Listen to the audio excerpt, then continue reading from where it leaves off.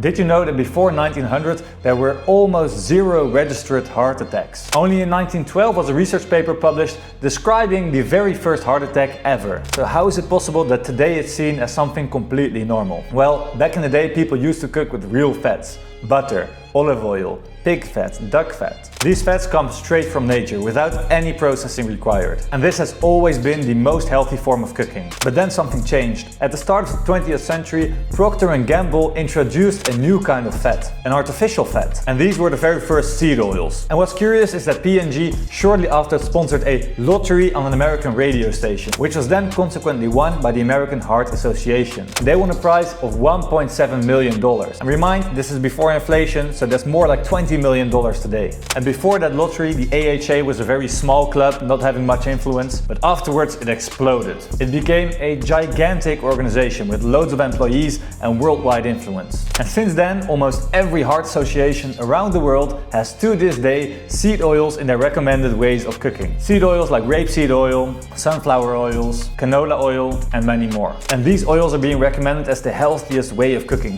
while they are actually one of the worst things you can actually eat. And it's not only a very good way of cooking, it's also in almost every product. Cookies, biscuits, chips, fast food, basically everything you see in a supermarket. I challenge you to go to the supermarket right now and try to find some products that don't have any seed oils in them. It's basically impossible unless you go to an organic supermarket. And meanwhile, several studies have emerged from the 70s and 80s that have only been released 20 to 30 years later because they've been constantly suppressed by the makers of these seed oils, using the judicial system against them. And these studies prove that you die faster, have a higher rate of obesity and have a higher rate of Alzheimer's when you consume these seed oils. Not very good, try to avoid them. Follow Mees Wijnands down below for more.